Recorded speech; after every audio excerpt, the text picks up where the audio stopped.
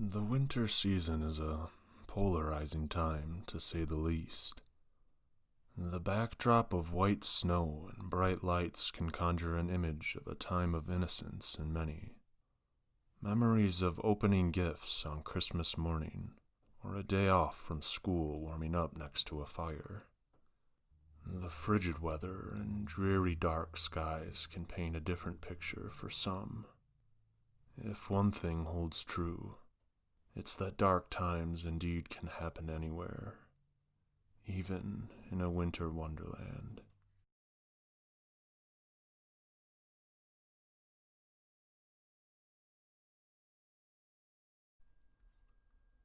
I have a small cabin out in the remote woods that I spend some time at a handful of weekends out of the year.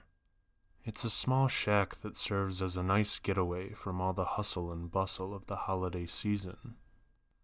After experiencing a flurry of heavy snowfall in the area, I'd made the decision that I wouldn't risk the 4-hour drive across the state to visit family for Christmas this year.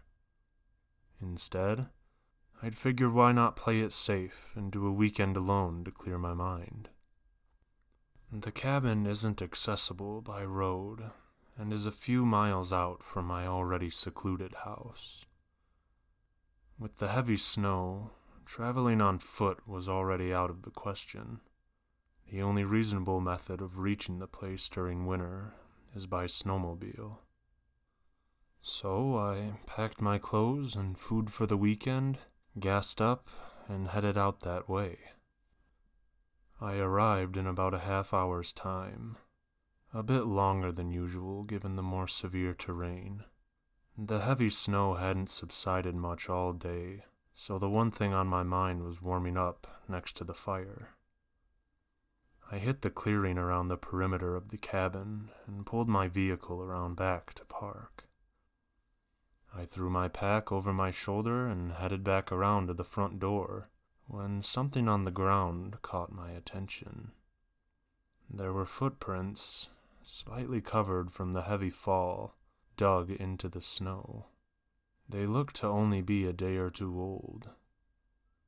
This path I examined ended right on the ground beneath the single window located on the side of the cabin.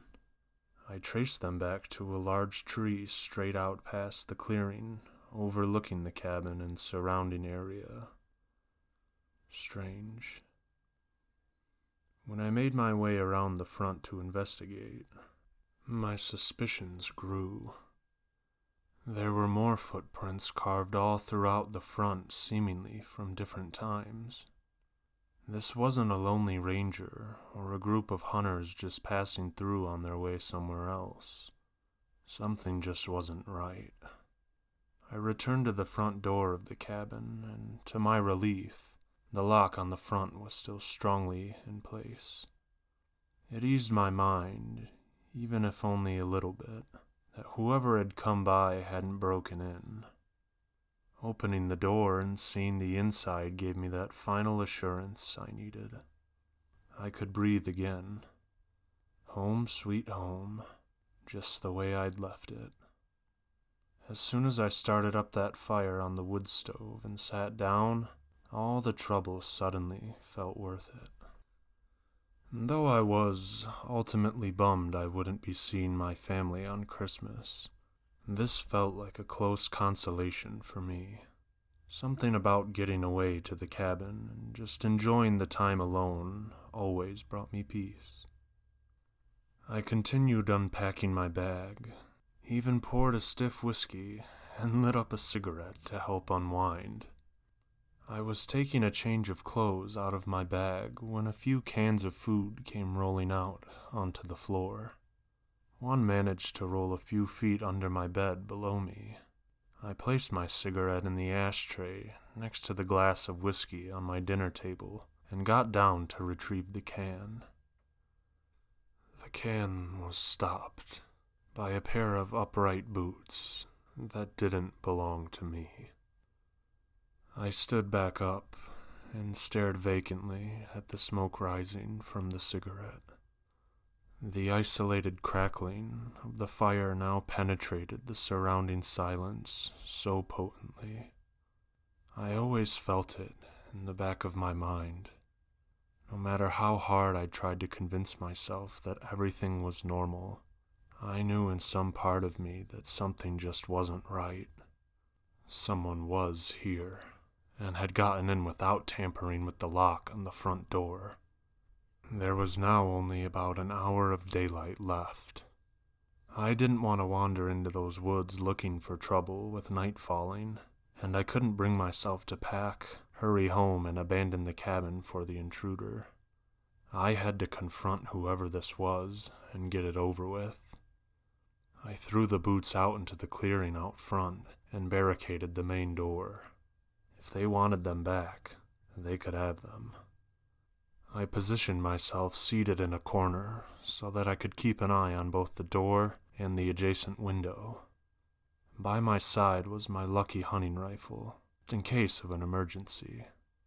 I lit the old lantern I kept as the light outside grew dimmer.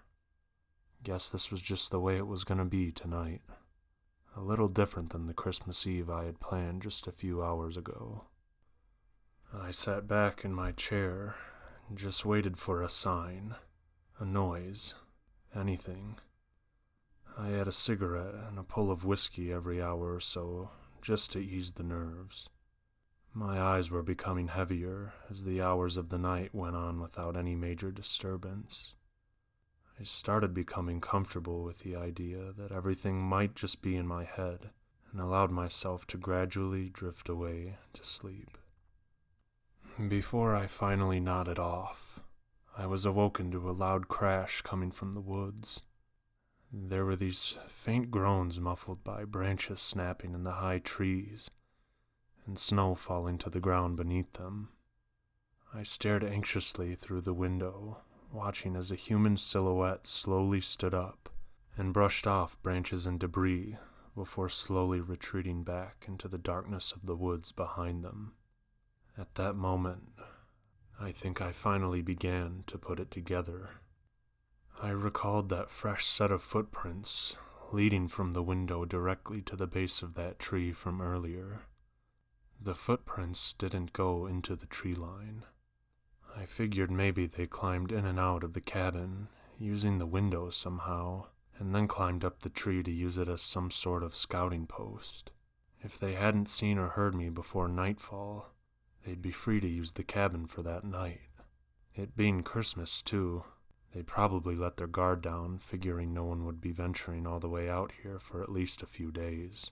That might explain why they left the boots behind. My mind inevitably raced throughout the remainder of the night.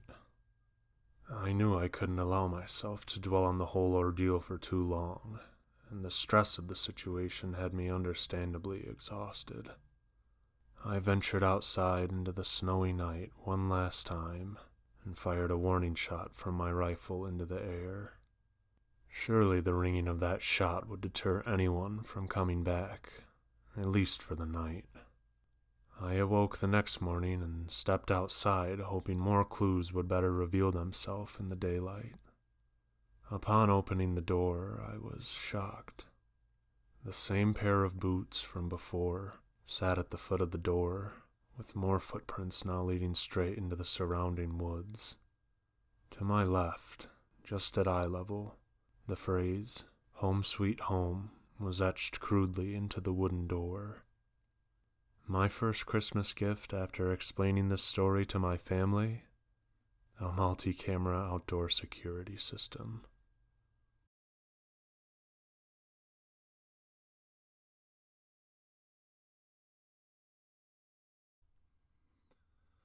I'll try to keep this one short, as the details are a bit fuzzy to me, being that this happened early in my childhood. Rewind to right before the start of the new millennium, New Year's Eve, 1999. My sister and I were out playing in the snow one morning during our winter break. Nothing out of the ordinary, just two siblings making snowballs, some snow angels, and doing whatever it is kids tend to do in the winter. At some point, My sister recalls my expression going completely blank, and my body falling flat, face first into the snow below. I've never remembered any of the moments leading up to the fall, only some of the time while I was blacked out. During this time, I fell into this dreamlike state where I was free-falling into pure white nothingness. It felt like I was suspended in some type of blank dimension, with myself feeling no sense of dread or fear, but rather peace and comfort, strangely enough. At one point in the dream, I blinked my eyes, and upon opening them, found myself in a completely different setting entirely. This time seated at the foot of a long, stretching table. The room was dim, only being lit by candles placed along the table. I sat noticeably taller in the chair I was placed in, almost as if my young, child body had disappeared. I looked around to examine the unfamiliar faces of older people seated at the table among me. I couldn't make out a single one. They all just gazed at me, straight-faced and expressionless. I turned to the head of the table, opposite of me, and squinted to see the shadowy face hidden by the dim room. But before I could, my eyes sprang back open, and I started coming to. I was back inside my house, wrapped tightly in some blankets. When I had blacked out, my sister ran inside and alerted my mother, who dragged me back in. She said I had only been out for a few minutes, and that she was glad to see I was okay. I can't really begin to make sense of what exactly happened there. I don't have any medical conditions, and haven't experienced anything like what happened that day since. As far as the events of that day, I don't remember everything super clearly. What I do remember vividly was that strange dream, or whatever it was. It still feels so confusing and real, even 20 years later.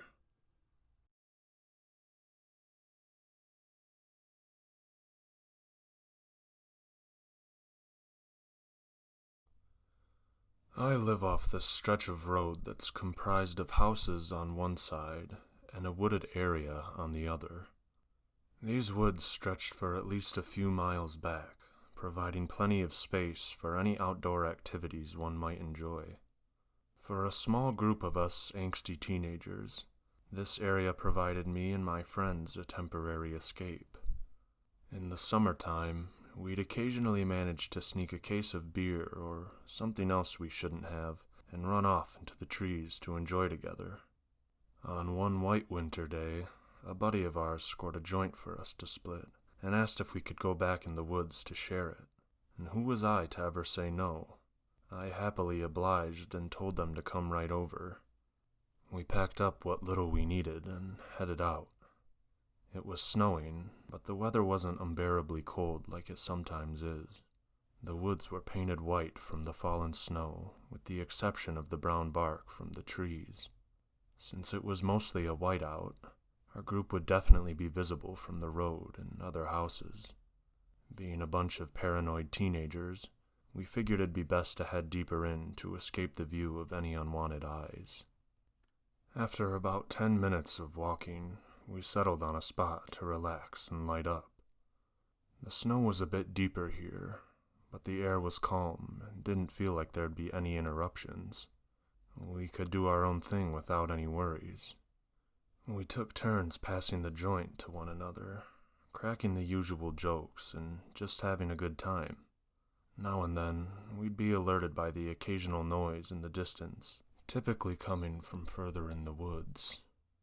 We'd mostly paid it no mind until about 15 minutes in, when we all became slightly more on edge and alarmed by every little sound. We'd sometimes stop talking entirely and just look at each other when the noises eventually started becoming closer and closer. At one point, we could tell exactly what it was. The cracking and falling of tree branches, or even the trees themselves. Seemed like every few minutes it happened again, the sound of trees violently cracking and colliding with others on their long way down. The sound echoed throughout the forest, with each one tumbling closer than the one before it. We became truly concerned only when we were able to see it happen with our own eyes. Some hundreds of feet away, we saw a massive tall tree come crashing down, followed by a big cloud of powdery snow behind it. A few minutes later, another one, but this time from the opposite direction and, like I mentioned, creeping closer and closer. The mood of the group took a full 180. The paranoia had completely consumed us. There was seemingly nothing or no one making these trees fall at the rate they were. And if the situation weren't already bizarre enough, the high just made things 100 times worse. I remember the exact moments things went dark. We glanced over in the direction opposite the way we came, the way that led deeper into those woods. The hairs on the back of my neck slowly crept up as our eyes locked on the same thing. You see it?